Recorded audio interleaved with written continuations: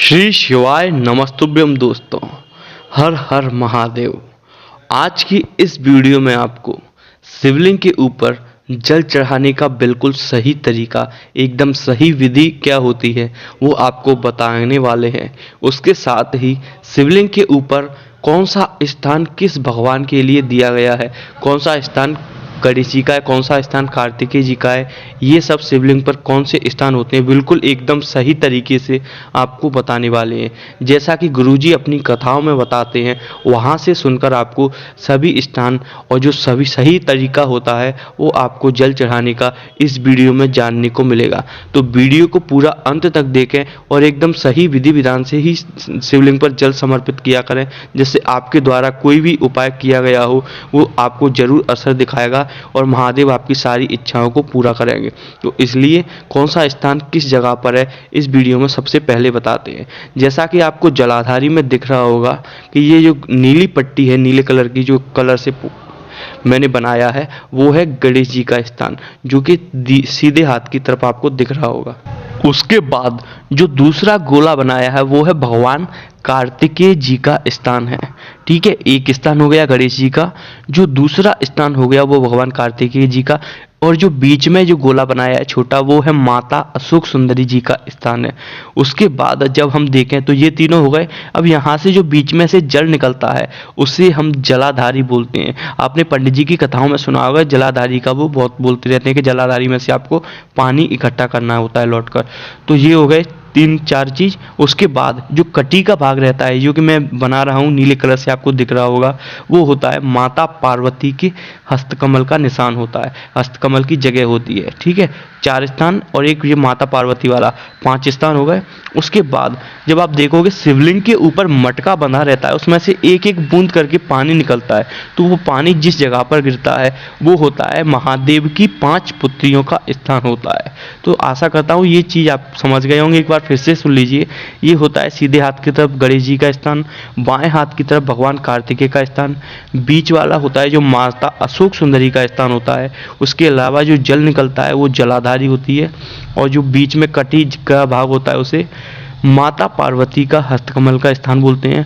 उसके अलावा जिस जगह पर पानी टपकता है वो भगवान की 5 पुत्रियों का स्थान होता है।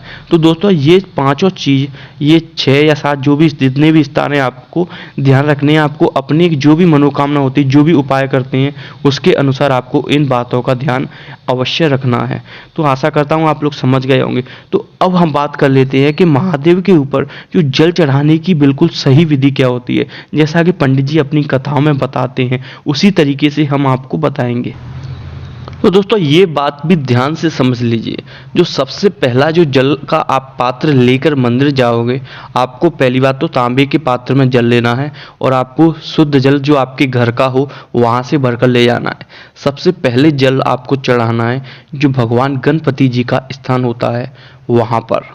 उसके बाद जब वो आप दूसरे नंबर पर आप जल चढ़ाओगे जो भगवान कार्तिकेय जी का स्थान होता है उस जगह पर। फिर जब आप तीसरे नंबर पर जल चढ़ाओगे तो वो जो माता पार्वती के हस्तकमल का स्थान होता है उस जगह पर आपको तीसरी बारी में जल चढ़ाना है। उसके बाद आपको थोड़ा सा जल, जो चौथी बार आप चढ़ाओगे जल, तो आपको शिवलिंग के ऊपर, जो महादेव का शिवलिंग होता है उसके ऊपर आपको जल चढ़ाना होता है। उसके बाद आपको जो मटका बंधा होता है, आपने देखा होगा मंदिरों में कि जब भी आप मंदिरों में जाते हो वहाँ पर मटका बंधा रहता है और मटके में से एक एक करके जो पानी की बूंदें निकलती रहती हैं। तो ये भगवान की 5 पुत्रियाँ होती हैं, महादेव की 5 पुत्रियाँ, उनके स्थान पर आपको 5वीं बार जल चढ़ाना है। तो जो 5 पुत्रियों का नाम होता है वो भी सुन लीजिए आप। जया, विषहरा, शामली बारी, देव और दौलती, ये 5 पुत्रियां महादेव की, और एक होती हैं जो माता अशोक सुंदरी होती हैं, वो महादेव की प्रिय पुत्री मानी जाती हैं। तो ये आपको जल का कार्य हो गया। उसके बाद आपको जल चढ़ाते समय आपको श्री शिवाय नमस्तुभ्यम का आपको जाप करते रहना है। उसके बाद आपको जो नंदी बाबा होते हैं, नंदी बाबा के 2 पैर होते हैं आगे के, उसमें आपने देखा होगा एक पैर उठा हुआ रहता है और एक पैर रखा होता है। तो आपको जो उठा हुआ पैर होता है उस पर आपको थोड़ा सा जल चढ़ाना होता है, वो सबसे लास्ट में। उसके बाद आपको आपको महादेव से अपनी जो भी मनोकामना पूर्ति होती है उसके लिए आपको महादेव से प्रार्थना करनी होती है। लेकिन आप जल चढ़ाते समय श्री शिवाय नमस्तुभ्यम का जाप करते रहें या फिर ओम नमः शिवाय का जाप करते रहें। जो पुरुषों के लिए ओम नमः शिवाय होता है और स्त्रियों के लिए, महिलाओं के लिए होता है नमः शिवाय ओम। तो आप जाप करते रहें। उसके बाद आप नंदी बाबा पे भी जल चढ़ाएं। महादेव से प्रार्थना करने के बाद फिर आपको नंदी बाबा के कान में अपनी मनोकामना बोलनी है। जो मनोकामना आप अपनी पूर्ति के लिए कुछ भी उपाय कर रहे होते हैं तो आपकी मनोकामना अवश्य पूरी होगी। आशा करता हूँ ये बातें आपको समझ में आ गई होंगी। इसके बाद एक छोटा सा उपाय आपको और बताने वाले हैं। यदि आपके घर में कलेश रहता है, लड़ाई झगड़े होते रहते हैं या फिर धन जाता ही जा रहा है और आपको कुछ उपाय करना है, या फिर उपाय नहीं है, आप सोच रहे हो कि किस वजह से हो रहा है, आपको कारण समझ नहीं आ रहा, तो आप ये कारण देख सकते हो कि आपके घर में दो बर्तन होते हैं। एक तो होता है कढ़ाई और दूसरा होता है आपका जो तवा। तो इन दोनों बर्तनों को आप अपनी किचन जो होती है जहाँ पर आपका खाना बनता है उस किचन में आपको इन दोनों बर्तनों को कभी भी उल्टे नहीं रखना चाहिए। पहली बात तो ये हो गई कि आपको इन दोनों को कभी भी उल्टे ना रखें। दूसरी बात ये हो गई कि इन दोनों को कभी भी एक साथ ना रखें। ठीक है, दोनों बातों का आपको ध्यान रखना है क्योंकि इससे आपके घर में वास्तु दोष आता है। आपकी जो धन होता है वो खर्च होता रहता है और आपके घर में वाद विवाद की स्थिति बनती है। तो इस बात से भी आपको बचना चाहिए कि यदि आपके घर में कहीं पर कढ़ाई या फिर तवे एक साथ तो नहीं रखे हैं या फिर उल्टे तो नहीं रखे हैं। इन चीज़ों को अभी आपको ध्यान रखना है। उसके अलावा ये आप जब भी आप खाना बनाओ तो खाना बनाते समय आपको तवे पर थोड़ा सा नमक डालकर आपको गर्म कर लेना है, जिससे आपके घर में यदि पहले से ही वास्तु दोष है तो वो दूर हो जाएगा और आपके घर का जो धन है वो बचना शुरू हो जाएगा और आपके घर में सुख शांति आएगी। आपको खाना बनाने से पहले थोड़ा सा नमक डालकर आपको तवे पर गर्म कर लेना है।